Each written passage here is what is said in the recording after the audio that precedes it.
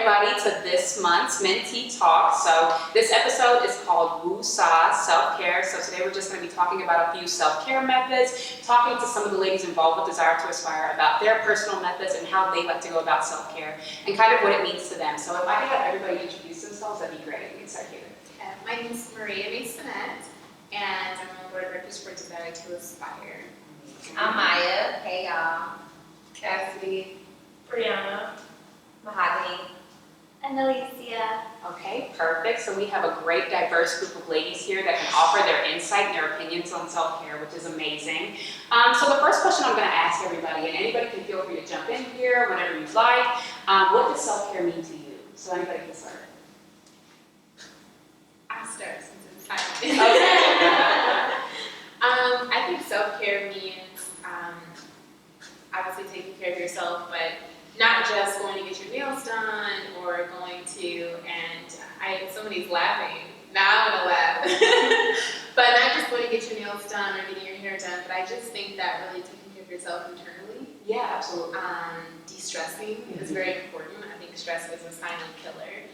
So finding genuine ways. I feel like sometimes women, we have been taught to think that like when you get your hair done is de-stressing. It's actually very stressful to get your hair done. Yes, it's a lot of money and you're not sure if it's going to turn out the way you anticipate. So, but genuinely de-stressing and finding ways to decompress and getting to your inner zen. Yes, I love that. Awesome. Did anybody else want to share? I think for me lately, it's setting boundaries. Like, I think my word for the month has been boundaries. So I think I'm like really to astrology since I'm a Libra and Libras are very giving. We constantly overdo it, like give.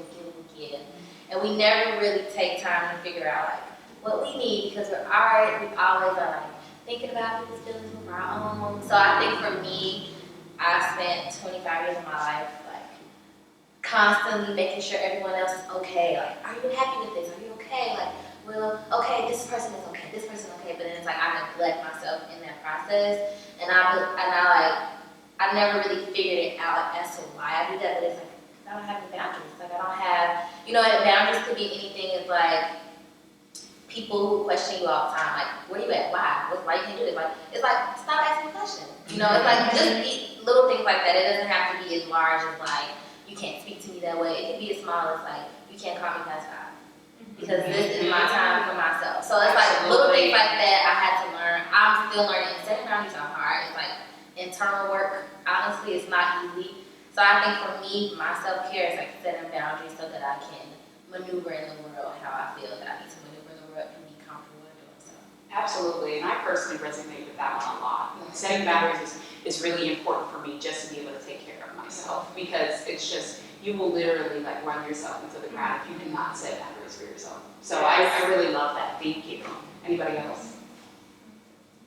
Well, I love that you said that your thing is setting boundaries right now because me and Lisa were talking earlier and we were talking about mapping out what is our concern or what is going on. And I think you called it brain mapping, right?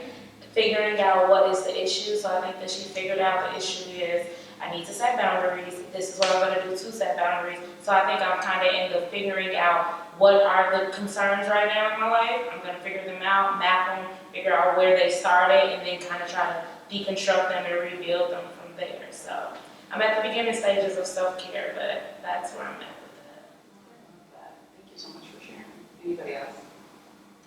For me, self-care is self-preservation. So Audre Lorde says self-preservation is like an act of political warfare. Like I don't have to explain myself. I don't have to tell people that they're racist and why they're racist. I can literally decide what conversations I want to have. I can decide how deep I want to go into something, or I can just say you're racist and then go about my day because that's how I feel and that's how you made me feel, and I don't have to explain anything. That's for you to figure out. And I think a lot of times it goes with even boundaries. Like I always felt like I needed to explain why somebody made me feel the way they felt or justify my feelings for something, and it's no longer that because I'm preserving whatever that is, if that's energy or just like my well-being. Like if I don't want to spend emotional energy on Yes. something, then I just won't. Yeah. And that definitely requires me to spend a lot of time with myself, make sure my chakras are balanced. Like I do a lot of things, like whatever it looks like. And sometimes, yes, me getting my nails done yesterday, I was relaxed. I'm like, let me put my phone down. And sometimes that is it, but a lot of times it does require that internal, it starts at nails. And then you're like, what do I like about really getting my nails done? Yeah. The fact that you really don't got to talk to the person Yeah. that's doing your nails. Yeah. And why don't I want to talk to nobody? Because I'm always talking to people. And Yeah. what am I talking about? I'm talking about my feelings. Mm-hmm. And I don't have to explain. You know what I mean? It goes real deep. And that is even mind mapping or like, I don't know. So I think that's kind of like my high level kind of definition. Yeah, that I want to just add is I was reading something about conscious awareness Mm-hmm. and just like introspection and like being able to. Cassidy said something about being alone, and it's like when you are alone, you literally have no choice but to Be with yourself. Yeah. And so I was watching this video about meditation the other day because the month of July has just been crazy for me. But I was watching this video about meditation, and the guy talked about like when you feel an emotion or a feeling and it's negative, we automatically be like, hold up, we like push it, like we try to like not feel it because it's something that it's not a good feeling, it's not.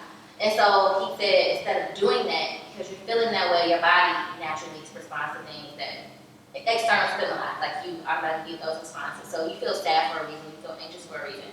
So instead of trying to push that emotion out, you should try to embrace it.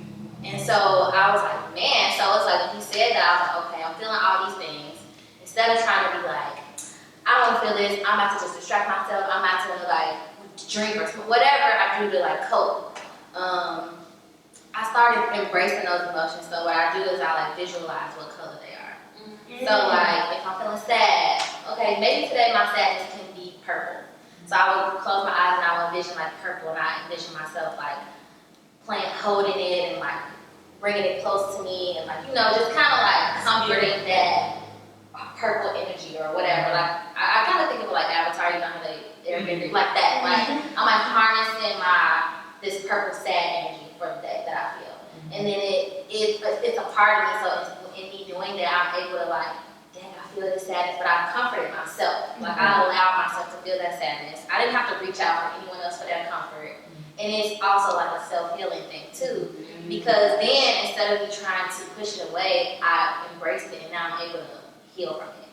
Or now I'm able to identify it, and then I can compartmentalize it. Okay, today I'm feeling purple, but guess what? I need to be focused on my business, and that's pink. So let me put purple in the corner, I'm gonna focus on pink. Like that's just how I like frame my mind to kind of, and that's like a version of my self-care too, because otherwise it's everywhere, like all these emotions, and I'm like trying to fight them off, and it's like they're a part of you. So just kind of embrace those feelings. That's beautiful. And to that point, I don't know like how spiritual you guys are, but I feel like God forced me to be in that position because I still do sometimes, but for a period, I was waking up at 4 in the morning every single night, just like staring at the wall. And at that time, there's nobody to call. There's nothing really you can do. You just gotta lay there or watch TV, and that's what I would do. I would turn on the TV, and I remember calling my mom, and she was like, well, I think you should ask God what he's telling you.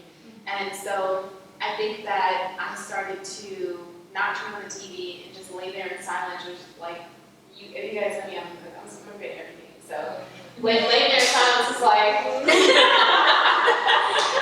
I just lay there in silence, and I really, to your point, it forces you to do some thinking of your inner self. And I've been able to make some, at least mental progress on where I need to be, what I need to be doing. So I totally agree with you. It's hard. And we own these emotions. Our body created them. Our bodies, our minds, our hormones created them. They're not the outside world pushing them on us. It's not the outside world forcing us to feel angry or sad or whatever emotion we're feeling. Our bodies created them, so it's our bodies that have to deal with them and figure out where we're going to go next. So both of you guys spoke to that beautifully. It's ours. They're our emotions. Yes, and I think we're having some really great conversations up here. We're having some really engaging conversations just about self-care. If any of you guys want to share just your thoughts. I want to piggyback on the whole introspection of what self-care is, and what I feel has helped me, and this is something I used to do often, is I take the time, and we've talked about this if anyone's attended our brunch, the Desire to Inspire brunches, where I take the time to be grateful for what I received in a day, or even grateful for the opportunities that maybe I didn't get to feel the way I wanted to feel. Maybe something didn't go the way I planned it to go, but it's still, how did I feel? How can I feel better? I love how you said looking at the color purple, thinking about the color purple, and then wanting to move the color pink. That's, again, transmuting that energy of, all right, I'm not going to let this energy just take a run on me. I'm going to actually go into the eye of the circle and change it. I'm going to, okay, I see what I did, I see what I didn't like, and I can't change the world, but I can change myself. Absolutely. I love that. Now, I'm gonna just throw this out there. I know everybody's tired of talking about fitness, I love but it's my truth. But I have also been able to de-stress a lot through cardio. Same. So I would also throw that out there as a possible, solution for people who are looking to get healthy, but also take care of your inner self. Cardio has definitely been something. It's like an escape, and Yes. I literally feel different when I leave the gym, and I'm able to tackle some difficult things in a much healthier way. So just throwing it out there. That's all I'm gonna say about And fitness. then what we put in our bodies. Yeah. No, I just let it go there, but We were discussing what we put in our bodies drastically affects what we're going to get out of our bodies. Yeah. So the cardio helps to combat what has already occurred, but the food and what we put in our bodies helps to kind of like get you some preventative measures in place for how you're going to react to whatever is going to occur. Yeah, That's very true. very true. Food can be very mood altering. Yes, food and drink. Yeah. Just something to be aware of. The highs can be high, but the lows can be low as well. Yeah. Just something to keep in mind. So we have one more percentage yet to share, so. Oh, okay, well, I mean, I feel like a lot of my self-care, I'm still trying to identify it, you know what I mean? Like, it's like just, it fluctuates because I feel like what my environment kind of has to tell to that. So I recently moved, like right now, I can't tell you what self-care looks like for me right now. I haven't been able to do it. So I spend a lot of time alone. And so I guess, you guys are saying this, I'm like, okay, so alone, a lot of alone time, yeah. But before that, my self-care, I bought a meditation journal off of Amazon because I was going through a lot. And I was telling Jennifer this earlier, I was so stressed out, I had hives all over my body. I had to go to the doctor. And so didn't go away for 8 weeks, and finally, after 3 weeks of having it, I was like, I don't know what this is, and then they diagnosed me, there's this particular disease that you can have that, when you're very stressed out, it raises, your immune system is so weakened by what's going on around you that it raises. So it flared up and never knew, and so they asked me, you need to do meditation, you need to write down your feelings. So that's what I was doing for a very long time, writing down what I was grateful for, what made me sad, who in my life added to that sadness. So you identify those people that might not be adding to you in the way that you think they are. And so it was very eye-opening, and right now I'm just trying to get back to that. I'm trying to figure out what that looks like for me. That's awesome. Yeah. So I'm just really grateful that, we were able to have this conversation and able to come together to kind of share the different components, within our lives in which we're placing self-care and, have intimate conversations like this. I think it's so important, to have these exchanges, especially with other women, because people don't go through things like women do. It's not the same. And so it's really important for us to have these intimate and honest and authentic conversations. So I thank all of you. Thank you guys so much for contributing to this. And see you guys at next month's talk. So thank you for joining. Bye.